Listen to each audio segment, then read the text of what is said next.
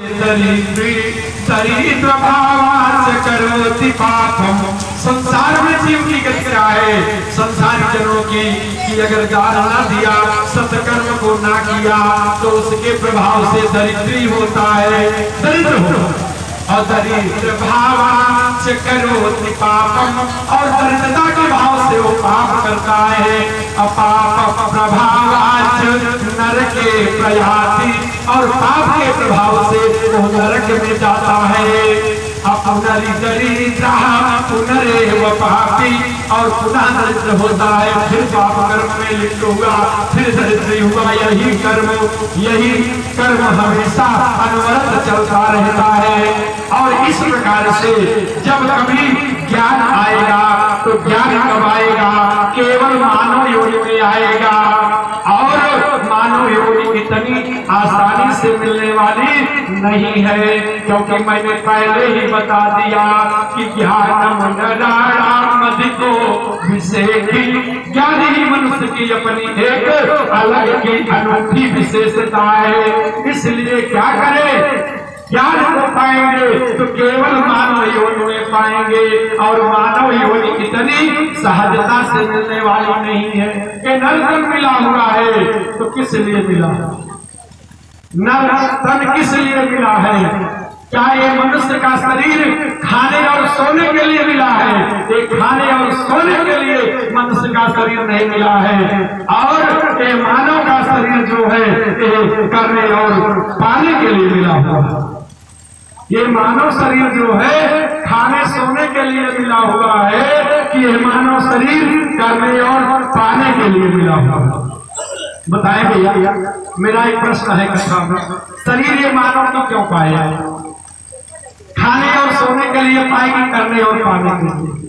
अब अगर करने और पाने के लिए अगर आप लोग पाए हैं तो आपकी कर्तव्य ढंग से मैं अपनी बात का समर्थन चाहता हूं। अगर आप लोग मेरी बात से सहमत हैं कि खाने और सोने के लिए शरीर जो है नहीं मिला है, करने और पाने के लिए मिला हुआ है, तो आप लोग ताली बजा करके मेरी बात का समर्थन कर दीजिए। मैं यही चाहता हूं।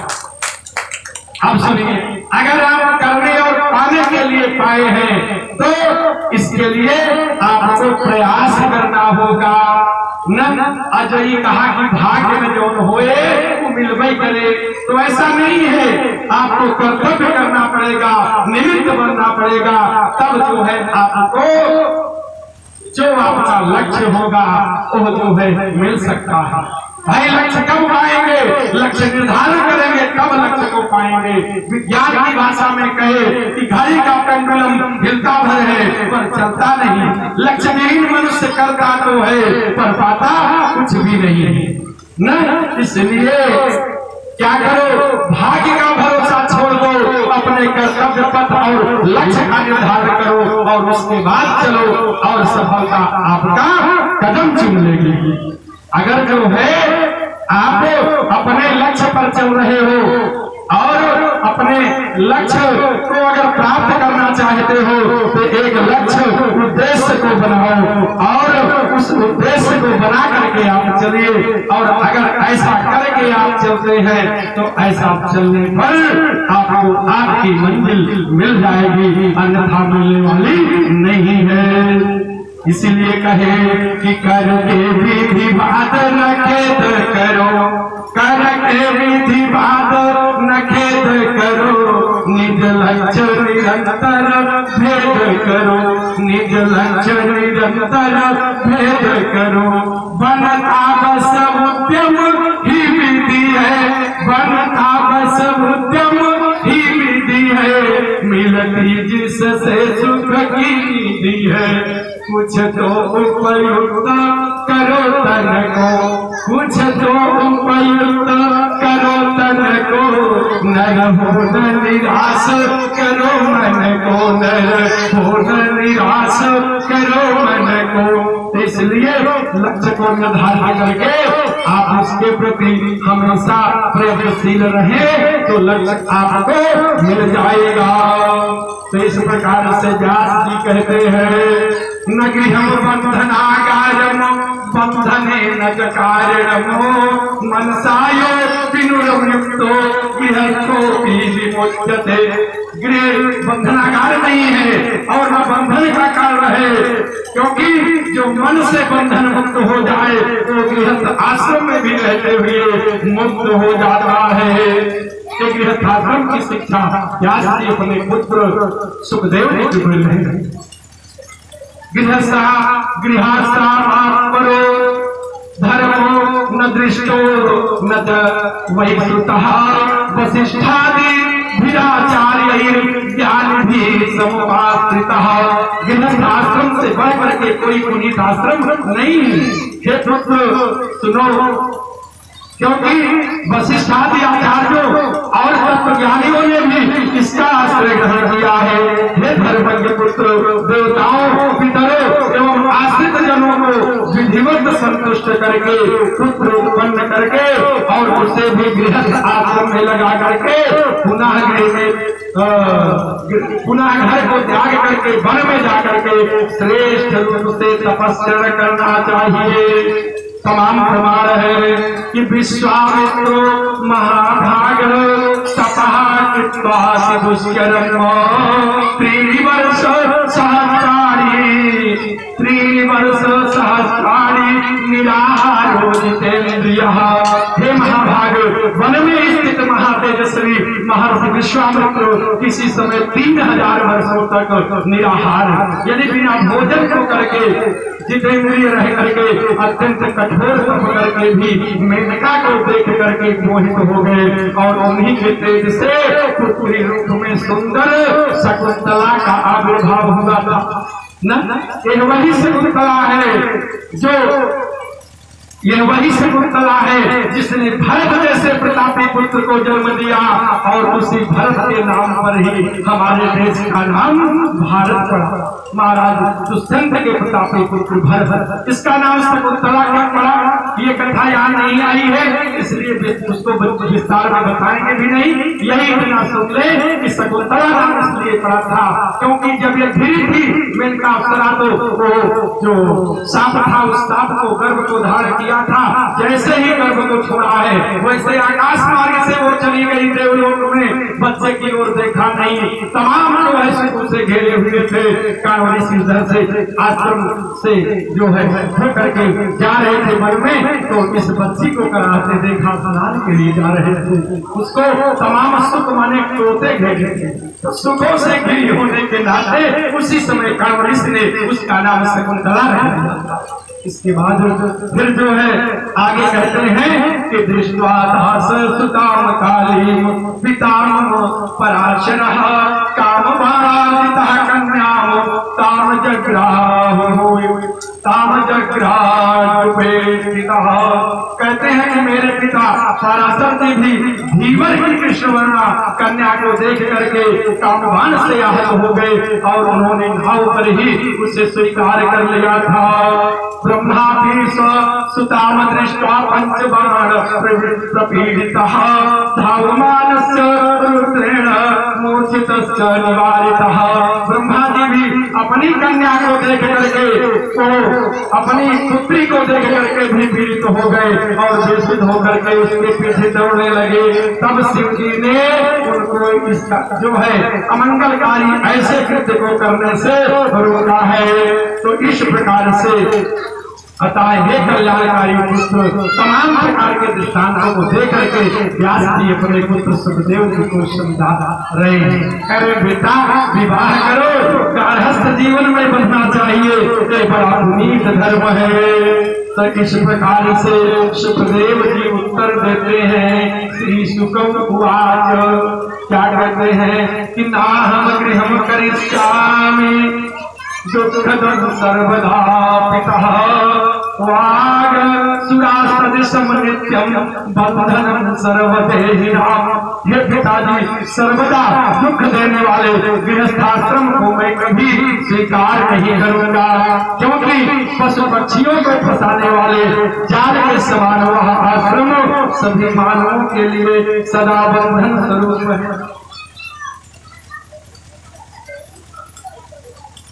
इस प्रकार से कहते हैं कि इंद्र भी वैसे सुखी नहीं रहते जैसा एक सुखी स्त्री भिक्षुक रहता है न। और इसके बाद ब्रह्मा भी सुखी नहीं है, उनकी मनोरम पत्नी को पाकर विष्णु भी सुखी नहीं है। इतनी मनोरम को इसी प्रकार से शंकर जी भी सुखी नहीं है। अब बताइए कोई सुखी नहीं है तो सुखी है कौन? भाई कौन सुखी है? आप सब लोग सुखी हैं ना भैया?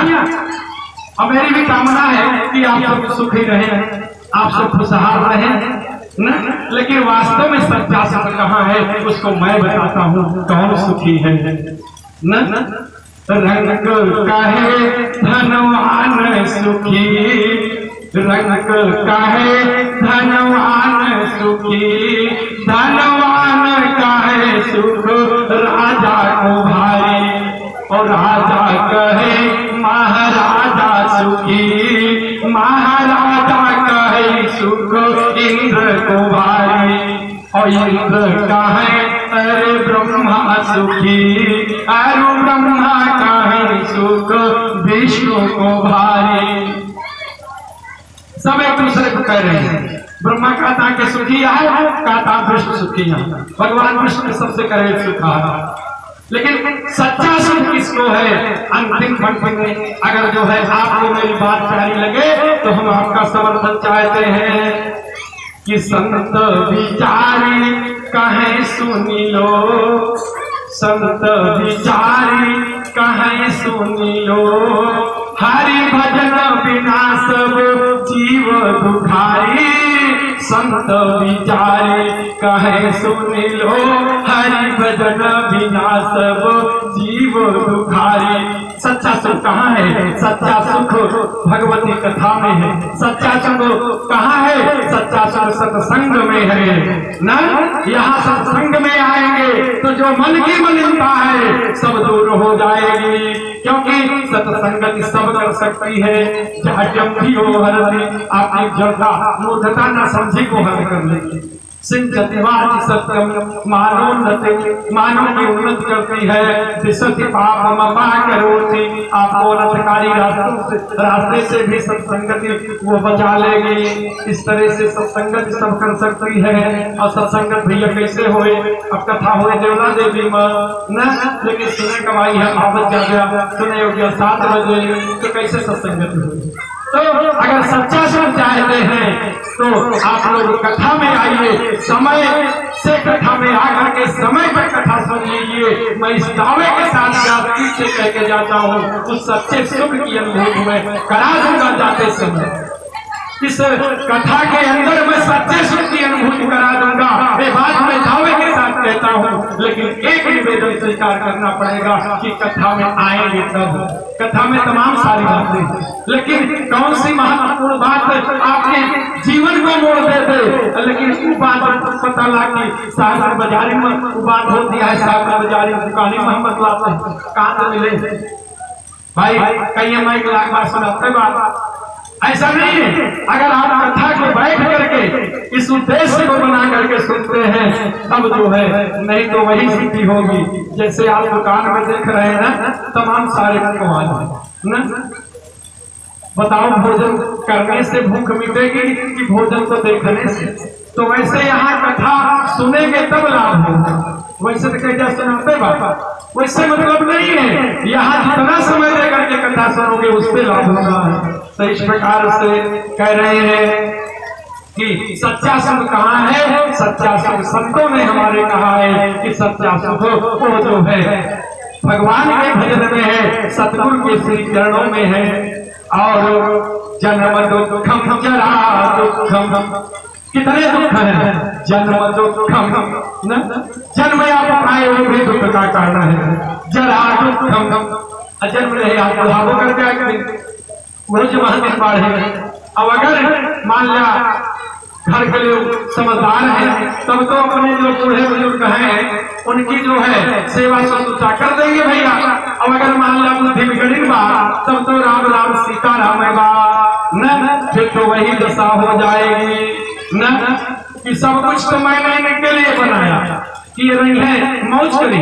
अब आज हमारे गिलास पानी की जरूरत है तब तो पीछे से जो है कमरे से ठेहुन दिखावा जाता न, तब तो वही दशा हो गई न क्या कि मरी मरी के हम कीन कमाई बनवा महल अटारी अपूत पतो कब जागी ने हमें सुनावे गारी अंगूठा भितरी से दिखावे राम बुढ़ाई बेरिया फांसी खटिया पे सतावे राम बुढ़ाई बेरिया न। तो इस प्रकार से कहने का मतलब ये है कि ये अगर बुजुर्ग हैं तो उनकी सेवा करेंगे तो आय विद्या यश और बल सब बढ़ जाएगा।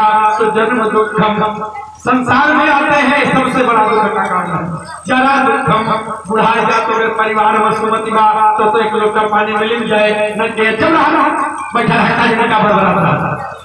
और इसके बाद कहते हैं कि जरा दुखम दुखम च मरणे तथा और अपने परिवार के लोग हैं जैसे किसी का परिचय कोई बिछो हो जाए भगवान करे किसी के साथ ऐसा ना हो लेकिन ऐसा निश्चित होगा क्योंकि जन्म लिए है तो शरीर तो छोड़ना पड़ेगा।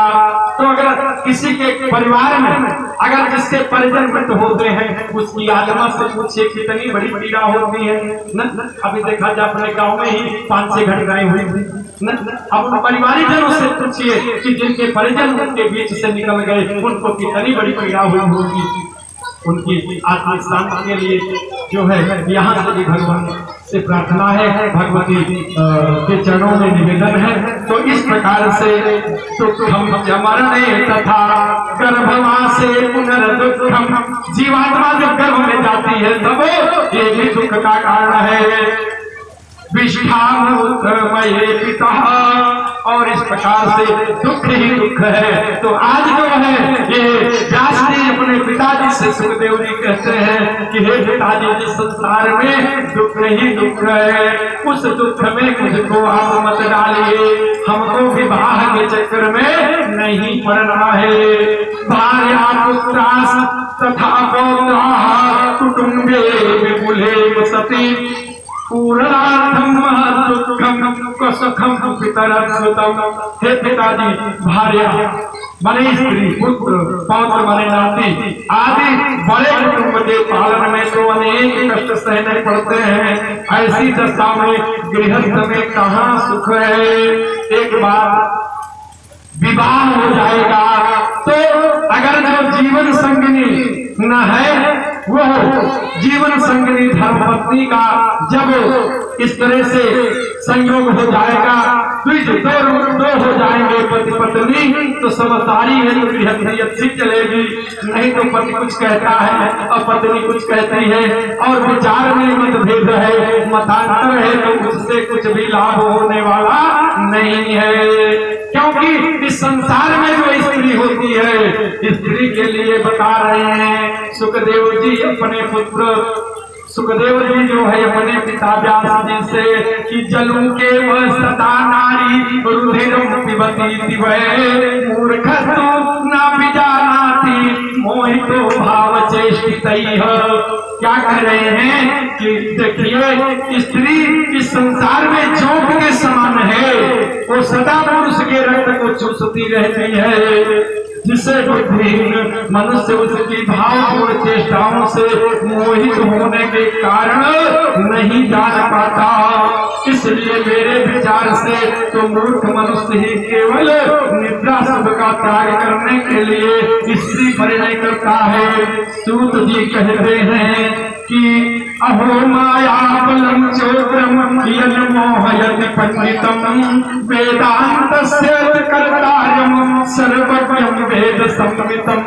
कह रहे हैं कि इस प्रकार से सुखदेव जी की ये युक्ति संगत बातों को सुन करके व्यास जी बड़ी चिंता में पड़ गए। वह मन ही मन सोचने लगे कि अब मैं क्या करूं न। आंखों से आंसू आने लगे शरीर कपने लगा मन में ग्लानि हो गई गई और इस प्रकार शोक करते हुए अपने दीन तथा शोकाकुल पिता को देख करके आश्चर्य से विस्मित नेत्र वाले सुखदेव जी अपने पिता व्यास जी से कहे कि अरे माया कितनी प्रबल है, न जाने वह कौन सी तथा कैसी अति दुष्कर माया है, ये तो बड़ी ठगनी जान पड़ती है। अस्त्रपातम करो विवसा अहो माया बलम चरित दुष्टजम पंडित कह रहे हैं कि आज वह भी माया के वशीभूत होकर के एक साधारण व्यक्ति के समान आंसू बहा रहे हैं कि यहो माया इतनी प्रबल है जिसे बड़े बड़े विद्वान भी नहीं त्याग पाते कि माया महा ठगिनी हम जानी, ये माया की बड़ी प्रबलता है।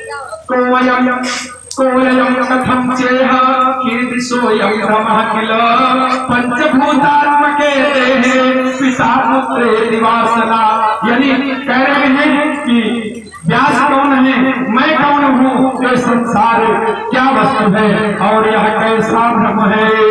इस पांच भौतिक शरीर में पिता पुत्र की भावना ये कहाँ से आ गई। सूत जी कहते हैं सब कारणों की एकमात्र कारण सब देवताओं की जननी तथा ब्रह्मा आदि देवताओं की भी स्वामिनी आज शक्ति भगवती को मन से स्मरण करके शोक सागर में डूबे हुए अपने दुखी पिता श्री व्यास जी अरणी पुत्र सुखदेव जी से इस प्रकार नीतियुक्त वचन कहने लगे। हाँ पुत्रो, क्या कहे कि हे महाभाग, इस समय मैं आपका पुत्र हूँ, परंतु यह कौन जानता है कि मैं पूर्व जन्म में कौन था और आप कौन थे। अतएव आप धैर्य को रखिए और देखिए भूख भोजन से मिलती है, पुत्र के देखने से भूख मिटने वाली नहीं है।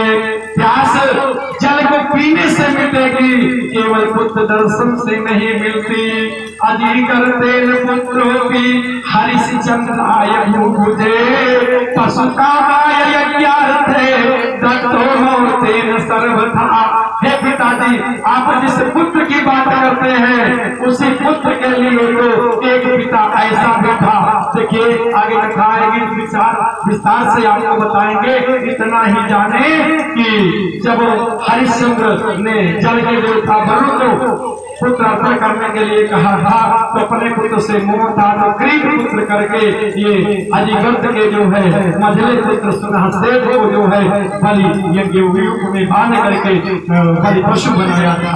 तो ये बताओ पिताजी की आप तो कहते हो कि पुत्र हो और पुत्र से सुख की प्राप्ति हो गई है न, और ये बताओ कि हरिश्चंद्र ने भी जो है पुत्र को उत्पन्न किया और अपने पुत्र के सुख के लिए किसी दूसरे के पुत्र का बलिदान कर दिया, करने का प्रयास किया। हे महामते, आप दैवज्ञ हैं, अतः उन्हें आप मुझे अपनी बुद्धि से ऐसा ज्ञान दीजिए जिससे मैं गर्भवास जनित महान भय से मुक्त हो जाऊं। मैं आबद्ध हूँ। और इस प्रकार से व्यास जी कहते हैं कि पठ पुत्र महाभाग मया भागवतम कृतम शुभम न चाति विस्तीर्णम पुराणम ब्रह्म संवृतम। कहे कि बेटा एक निवेदन करता हूँ, मेरी बात अगर तेरे समझ में नहीं आती है तो मैं एक विकल्प बता रहा हूँ, तुम क्या करो, तुम मेरे द्वारा रचित श्रीमद् देवी भागवत महापुराण को पढ़ो न, और वेद तुल्य पवित्र पुराण अधिक विस्तृत भी नहीं है न, और इसमें 12 स्कंध है। यह पुराणों के 5 लक्षणों से युक्त है। हे महामते, जिस समय भागवत के सुनने मात्र से सत और असत वस्तुओं का यथार्थ ज्ञान हो जाता है उससे तुम पढ़ो, क्योंकि एक बार की बात है कि महाप्रलय काल का समय है था और धरती जल से मग्न हो गई और उस समय धरती पर जल ही जल दिख रहा था और एक पट माने बरगद के पत्ते पर मेरे जनार्दन, मेरे गोविंद, मेरे भगवान श्री हरि पुंडरीकाक्ष भगवान बाल स्वरूप में उस बट के पत्ते पर शयन कर रहे थे कि कितना सुंदर भाव आता है कि करार बिंदे न पदार बिंदम मुखार बिंदे न बिनिबे शयातम बटस पत्र सपुटे शयानम बालम मुकुंदम प्रातरय स्मरामि। उस दृश्य को आप सबके सामने वाणी से व्यक्त करना चाहूंगा। मेरे श्री हरि जनार्दन भगवान विष्णु बाल स्वरूप में उस बरगद के पत्ते पर मेरे नारायण, मेरे गोविंद बच्चे के रूप में थे और उस समय जो है वो लेटे हुए थे और अपने जो है दोनों हाथों से अपने दाहिने पैर को पकड़ करके अपने दाहिने पैर के अंगूठे को मुख में डाल करके चूस रहे थे। बच्चे करते हैं ना, कभी कभी अपने पैर को पकड़ करके अपने मुख की में जो है वो पैर के अंगूठे को गलियों को हाथ की उंगलियों को डाल के मुख में चूसते हैं ना। ये लगे बच्चों का एक सहज स्वभाव होता है न। तब आप माताएं कहें भैया क्या होता है सहारा है न। तो इस प्रकार से कहने का मतलब ये हुई। और उसी समय जो है आधे श्लोक में श्रीमद् देवी भागवत महापुराण का सार है और उसी समय श्री हरि गोविंद ने भगवती महामाया के प्रभाव से उसको जो है एक नववाणी को सुना था क्या कि सर्वम खलविदमेवाह नानदस्ति सनातनम, यानी सर्वम खलविदमेवाह। ये जो आमंत्रण पत्र बना है उसमें आधा श्लोक लिखा है। जो आमंत्रण पत्र पाए हैं या और भी बच रहे हैं वो आप सबको प्राप्त होते रहेंगे। तो उसमें आधा श्लोक जो लिखा है ये देवी भागवत का सार है। जैसे एक श्लोक में आप रामायण का सार पाते हैं, एक श्लोक में श्रीमद् भागवत का, एक श्लोक में महाभारत का सार पाते हैं, वैसे आधे श्लोक में आप श्रीमद् देवी भागवत का सार पाते हैं कि क्या सर्वम खलविदमेवाहम् नान्यदस्ति सनातनम, यानी पराशक्ति मां भगवती जगदम्बा ने कहा कि आद्या सनातनी मैं हूँ, मुझसे पहले कोई था ही नहीं। इस प्रकार से भगवान ने जब सुना इस वाणी को तो मन ही मन सोच रहे थे और बाद में महामाया ने बताया जगदम्बा ने कि यह मेरे द्वारा मेरी प्रेरणा से ऐसा आपको सुनाई पड़ा है। माया के विषय में मैंने आपको पहले ही बताया था कि देखिए वैष्णवी माया से आवृत कर्म पास में बंधा हुआ यह जीव यहाँ पर आता है और कर्म का क्षय होने के बाद कोई शरीर को छोड़ करके चला जाता है न। बताए थे कल भी कथा में कि तुम ही हो वैष्णवी मोह माया, तूने सारे जगत को नचाया। माया सबको नचा देती है लेकिन माया को कोई नहीं नचा पाता और इसी माया की दलदल में फंसा हुआ व्यक्ति मौत के दरवाजे तक पहुंच जाता है लेकिन उसको कभी ज्ञान नहीं हो पाता है न। आदमी धीरे धीरे माया के जाल में फंस करके मौत तक पहुंच गया लेकिन जो मृत्यु के जो है सामने खड़ा हुआ है लेकिन माया इतनी निर्दयी है कि ये किसी को छोड़ने वाली नहीं है। मृत्यु तो ध्रुव सत्य है ना, वो तो आनी ही है। मृत्यु ने कभी किसी को नहीं छोड़ा क्योंकि मृत्यु छोड़े नहीं छोड़े समय पर हमेशा जो है काल के गाल में सब समाहित हो जाते हैं। मृत्यु ये कभी भी किसी को नहीं छोड़ने वाली है न। किसी को छोड़ी मृत्यु किसी को नहीं छोड़ी कि मौत न छोड़े सी पेरू दधीजी का, मौत न छोड़े सी पेरू दधीजी का, मौत न छोड़े सी जोगियो साई। मौत न छोड़े सी मानो महिप मौत न छोड़े सी रंग लाई मौत न छोड़े सी लंक दसानन जो काल खींची के खाट बधाई अब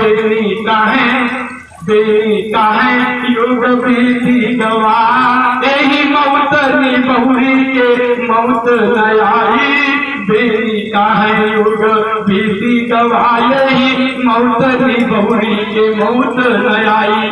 कहने का मतलब मृत्यु ऐसी निर्दयी है, माया ऐसी निर्दयी है, सबको अपने बंधन में बांध लेती है और मृत्यु भी उसी माया की तरह ऐसी निर्दयी है कि ओहो सबको मृत्यु दे देती है। दोनों के बीच अंतर क्या है, आइए अंतर समझने का प्रयास करें। माया जब बांधती है तो माया जो है वो धीरे धीरे बांधते बांधते मृत्यु के द्वार तक ले जाती है, लेकिन जब मृत्यु आती है तो मृत्यु तो आपके अस्तित्व को ही नष्ट कर देती है। तो वही कहे बेनी कहाँ युग बीती गवा यही मौत ही बहुरी के मौत न आई। मृत्यु सबको मृत्यु देती है, लेकिन कितनी निर्दयी मृत्यु है। लेकिन ये प्रश्न ये खड़ा होता है कि क्या कभी उस मृत्यु को भी मृत्यु आती है? कभी उस मृत्यु को मृत्यु नहीं आती, बल्कि मृत्यु सबको मृत्यु देती है, लेकिन वो मृत्यु कभी मरती नहीं। इस प्रकार से ममेलम जननी नोवा माया वा काफी दुर्घटा दर्शन के चित्वत दत्तम वाके नहीं सुना। ये मेरी माता तो नहीं है अथवा ये कोई दुर्घट माया तो नहीं है, और किसने किस कारण से मुझे दर्शन दिया। इसके बाद बाल रूपधारी भगवान विष्णु से महालक्ष्मी का संवाद हुआ है और व्यास जी तथा सुखदेव जी से देवी भगवत प्राप्ति की परंपरा बताई गई। और इसके बाद सुखदेव जी जो है ये मिथिला जाने का निश्चय करते हैं। और इस प्रकार से देखिए ये समय तो धीरे धीरे संकेत कर रहा है। आप लोगों की क्या इच्छा, आप लोग कथा सुनना चाहते हो तब कथा सुनाने के लिए तैयार है। अभी सुनने की इच्छा है, सुनने की इच्छा हो तो आपको फिर ये प्रसंग सुना दें। बड़ा ही पावन प्रसंग है, कथाओं का तो अथाह सागर है। चलिए संक्षिप्त में एक कथा हम आपके सामने रख देते हैं। पहला प्रस्ताव रखा था बेटा गारहस्थ जीवन को समझो। सुखदेव जी को बताया था व्यास जी ने कि गारहस्थ जीवन को समझो और तुम ऐसा करो कि देवी भागवत पढ़ो। पहला भी बताया। दूसरा प्रस्ताव रखा था कि तुम जो है विदेह महाराज जनक के यहाँ जाओ, उनसे ज्ञानोपदेश प्राप्त करो कि ये गृहस्थ जीवन कितना जो है ये पुनीत है। तो इस प्रकार से बटपट पर सोए हुए भगवान विष्णु को आश्चर्यचकित देख करके मंद मुस्कान करते हुए देवी जी ने उनसे बताया था कि ये जो अर्ध श्लोक में जो सुना है मेरी ही कृपा से आपको सुनने के लिए मिला।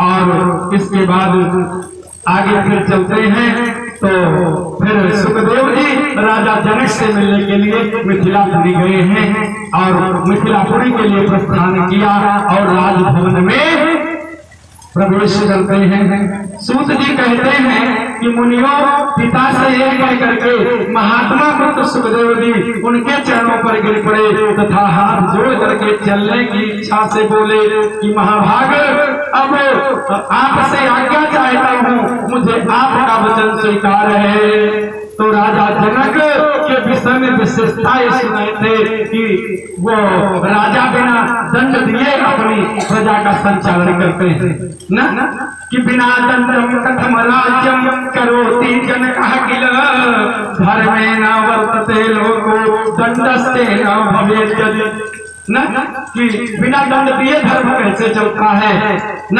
राजधर्म का निर्वहन कैसे होता है, क्योंकि यदि दंड का भय प्रजाओं को न हो तो लोग धर्म का पालन नहीं करेंगे और पाप और अनाचार की ओर अग्रसर हो जाएंगे। धर्म से कारण दंडो मनवादित रहितः सदा सकथम वर्तते तात संशयोऽयं महान्। मनवादि के द्वारा धर्माचरण का मूल कारण सदा दंड का विधान ही कहा गया है। इस राज धर्म का निर्वाह बिना दंड के कैसे हो सकेगा। इस प्रकार सुखदेव जी को जनकपुर में जाने के लिए इच्छुक देख करके व्यास जी ने अपने ज्ञानी एवं निष्प्रिय पुत्र का आलिंगन किया यानी भेजा और इसके बाद वो चल पड़े और कहे हे पुत्र मैं तुम्हारा मुख कमल देखकर ही सुखपुर बनता हूँ। सूत जी कहते हैं कि व्यास जी के ऐसा कहने पर सुखदेव जी अपने पिता को प्रणाम करके उनकी परीक्षा करके शीघ्र इस प्रकार चल पड़ते हैं जैसे धर्म से छूटा हुआ बाण। और इसके बाद वह सुखदेव जी इस प्रकार लगभग 2 वर्ष में पर्वत और 1 वर्ष में हिमालय को पार करके 3 वर्ष के बाद मिथिलापुरी में पहुंचे हैं, ऐसा भी लिखा आया है। और जब वे मिथिला में प्रविष्ट हुए तब उन्होंने वहां की श्रेष्ठ ऐश्वर्य संपदा को देखा है। वहां द्वारपालों ने उन्हें जाने से रोका कि तुम कौन हो, कहां से आए हो, तुम्हारा क्या कार्य है। कहीं से कोई गलत ऐसे तमाम प्रश्न होते हैं ना, ये सारे प्रश्न सुखदेव जी से द्वारपालों ने किया। जनक के पहुंच गए मिथिला, तब पूछा कौन हो, कहां से आए हो। तो सुखदेव जी चुप रहे, कुछ नहीं बोले। तब जब कुछ नहीं बोले तो कई बार जब प्रश्न किया और जब सुखदेव जी उत्तर नहीं दिए तो उनको क्या पता कि कितने ज्ञानी हैं। इस सब पर पागल वगल हुई है, बोले न जाते नहीं बोलते हो जा। तो फिर कह रहे हैं द्वारपाल जो था प्रतिहारी वो पूछता है कि ब्रूहि मुकोश के ब्रह्मण की मर्धम को मिहागता। अरे बोलो ब्रह्मण, आप होंगे तो नहीं हो, आपके आने का क्या प्रयोजन है, क्यों आए हो। नहीं, और मेरे विचार में तो कोई कहीं भी निष्प्रयोजन नहीं जाता। इस नगर में राजा की आज्ञा के बिना कोई प्रवेश नहीं कर सकता है। तो सुखदेव जी कहे कि यदर्थ आगतोऽस्म्यत्र तत्प्राप्तं वचनात्तव। मैं जिस कार्य के लिए यहाँ आया था वह तुम्हारे क्षण बात से पूरा हो गया। मुझे पता चला था कि जनक जी बिना दंड के शासन करते हैं और बगैर दंड के भय नहीं होता। आप कह रहे हो कि बिना जो है अनुमति में प्रवेश नहीं हो सकता, तो मेरे प्रश्न का उत्तर मुझको मिल गया।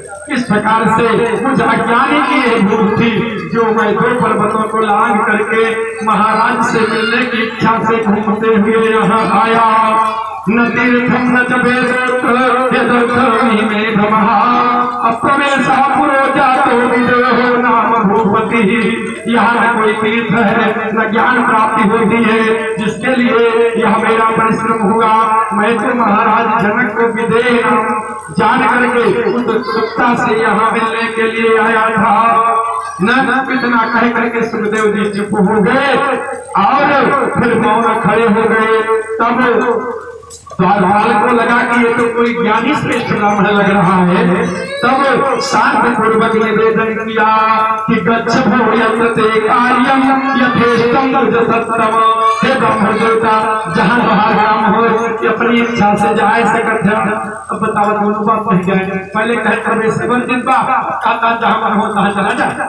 तो इस प्रकार से हे ब्राह्मण, मैंने जो आपको रोका था वह मेरा अपराध हुआ।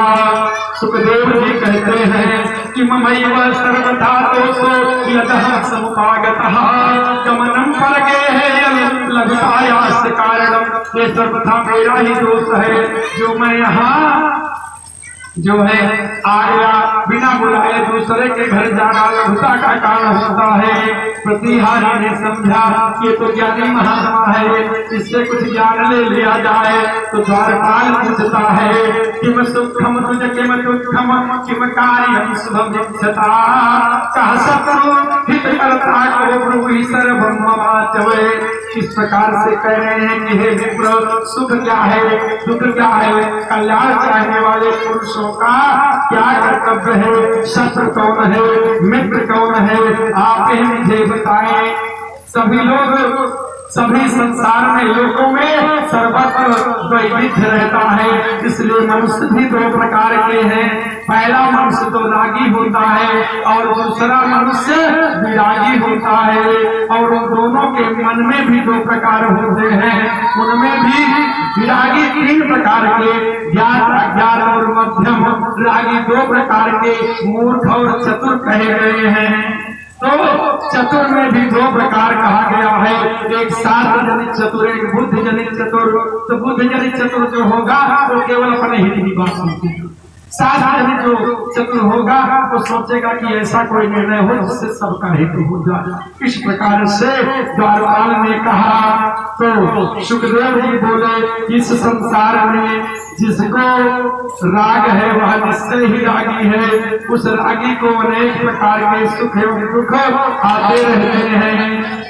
और जो विरागी है सुख दुख समझता नहीं होगा, काहे बात का सुख काहे बात का दुख, उसको जो है उससे कोई मतलब ही नहीं है। इसीलिए कहते हैं कि जो उदार बुद्धि के लोग होते हैं, जो धीर वीर पुरुष होते हैं, जैसे सूर्य भगवान निकलते हैं और छिपते हैं, तो वो समान रूप से होते